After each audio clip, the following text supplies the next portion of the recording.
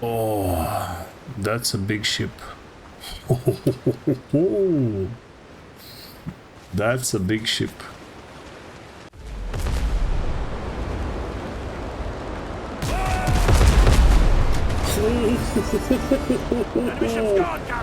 What the hell? So the one-shotting saga continues. The cannons I used in this clip were just the green cannons you can build by default. Upgraded them to level 12 and they were hitting a level 15 enemy ship for around 45 to 50k damage per salvo when the shots actually connected. And that got me thinking, a lot of people are probably wasting ship materials way too early and they get to experience all this coolness way later than they should. So in this video I'm going over the full Windrose ship progression path, when to get your first real ship, when it actually worth upgrading, what ship gear matters most, what materials you should hoard early, and the biggest ship progression mistakes to avoid. Now a quick note here, first, one important thing to keep in mind because this affects how you farm and what you stockpile. These resource spawn timers were posted by an actual developer on the Steam forums, so trees do not respawn. Ore and basket and bales respawn every 6 hours, pepper and other vegetables spawn every 2 hours, and mobs respawn every 2 hours. So when I talk about what to hoard, especially timber, iron, flax and tar, keep those timers in mind. Now, when to get your first real ship? Right now in early access we have only 3 ship classes, the Ketch, the Brig and the Frigate. Each of these has 3 variants: Stock, which is the balanced one, Brethren, which is the tankier one, and Blackbird, which is the glass cannon. And honestly, for the Ketch and the Brig, I would not go for Blackbird. You are often fighting higher level enemies, and if your ship is too squishy, you will get punished too hard. For those 2 classes, I strongly lean into Stock or Brethren. The Ketch is simple. You get it by following the main story. The Brig is where the real planning starts. To build a Brig, you need nails, copper, timber, planks, linen fabric, horse fabric, ropes and shipwright tools. The important bottlenecks here are timber and linen fabric, because those come from the foothills, and in my opinion the game doesn't really want you getting those super early. The hardwood trees are inland, enemies are stronger, and flax takes time to build up in meaningful amounts. So my advice is, once you reach foothills, start collecting flax consistently. Don't wait until you suddenly need hundreds of linen. Gather it while doing everything else, then build up a seed supply so you can keep replanting them in your garden. That way your linen fabric starts becoming passive progress. Hardwood is different, you can't really automate that, so every time you see the right trees, just chop them off. That's all I can say really. Just run around the island. As you explore those islands, you'll stumble upon a lot of those trees, don't worry about it. Just chop every single one down, haul everything to the base, go back and continue your journey, and you'll find plenty. You'll have a ton, just don't skip them. And yeah, that's why I'd say you realistically start working towards the Brig around level 6, once you've properly entered the foothills and can actually survive there, because there are a lot of annoying enemies in this area, like the wolves and the goats. Oh my god, those funny looking goats, those have all sorts of charges and oof, it's annoying to deal with them. So you kind of need proper gear if you don't master your footwork. You know, if you don't dodge every one of those charges, you'll die a lot, especially around level 6. Moving on to the next topic, what to hoard early. And this is probably the most useful part of this video, because these are materials that can slow down your ship progression hard if you waste them. So the big ones are,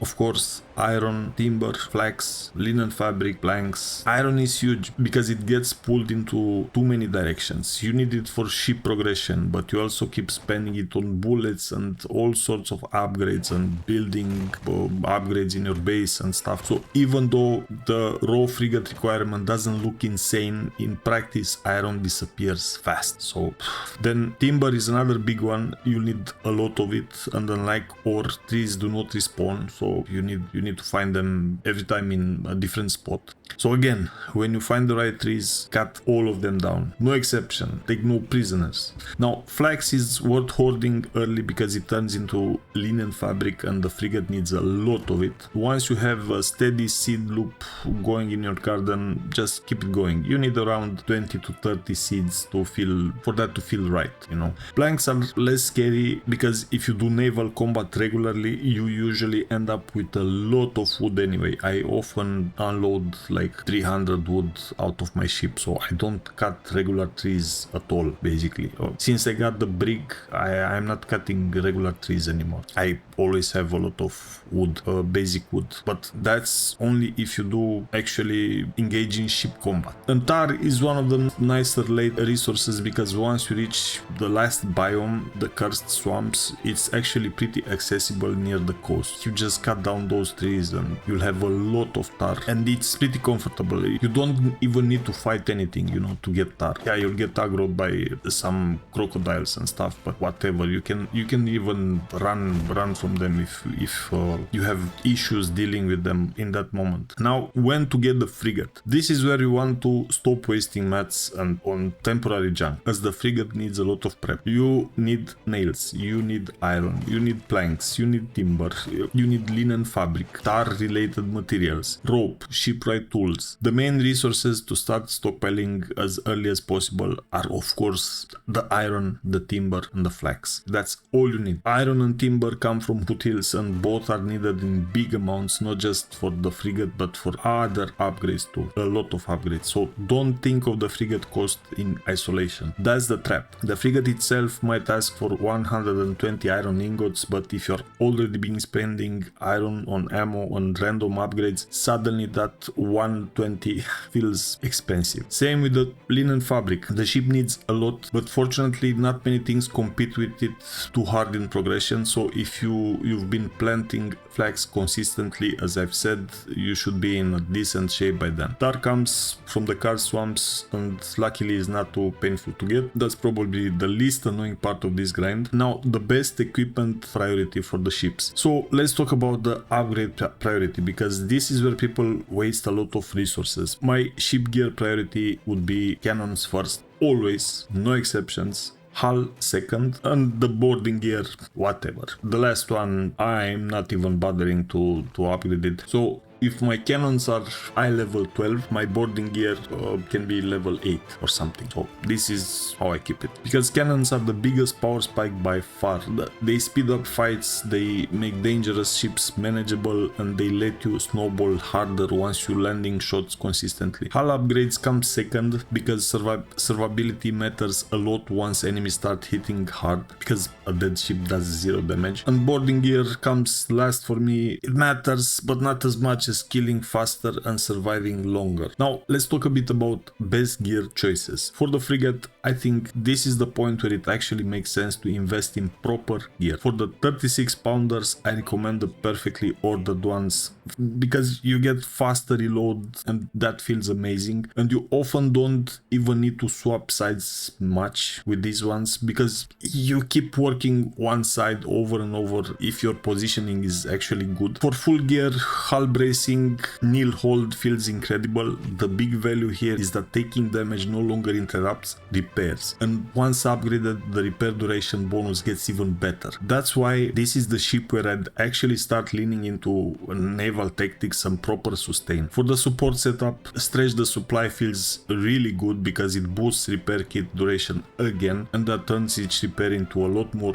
effective HP basically. Now, the best ship variants. As for the ship variant, this depends on what you want. For catch and brig, I'd stick to stock and brethren, but yeah, you might be a god and you might make work with the with the glass cannon one. I didn't try it, so I have no thoughts about it, but that's an option, I guess. Tell me if you tried it, tell me how it went. I'm really curious. For the frigate, that's where I think Blackbird comes much more tempting because the cannon payoff, it's actually worth it. I personally went Blackbird frigate because I wanted the 36 pounders, and honestly that's one place where I think the glass cannon trade-off makes sense. Now, as for combat tactics, a few combat basics. This is the ship tier when you should actually start using proper naval tactics. Slow down to turn tighter, raise speed again to keep momentum, start broadside, use waves as cover, and don't force boarding unless the fight makes sense. And yeah, there's that box icon I was talking about in my previous Windrose video. So the higher your cannon damage gets, the more valuable positioning becomes, because deleting ships fast is safer than dragging fights out. Jesus Christ. The biggest ship progression mistakes I'd avoid are building mediocre cannons just to replace them an hour later, because you don't have them by that point and you say, I'll just build these green ones, and then no, don't do that. I did it. Waste of materials. Nah, just don't. And I even upgraded them for some reason.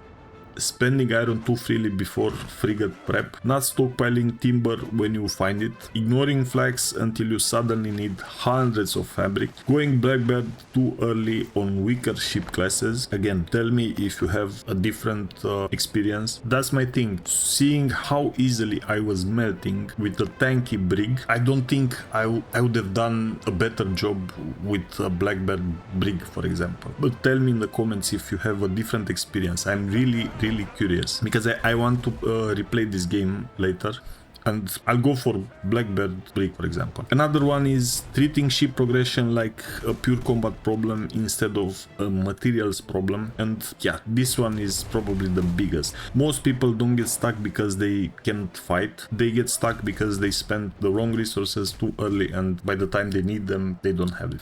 So that's the ship progression path I'd recommend in Windrose: when to get each ship, what to upgrade first, what materials you need to start hoarding early, and if you found a better ship setup, or if you think a different variant is stronger, dropping in the comments, because I'd love to see what other people are running. And if this helped you avoid wasting a pile of ship materials, subscribe, because I'll probably do more Windrose videos while the game is still fresh.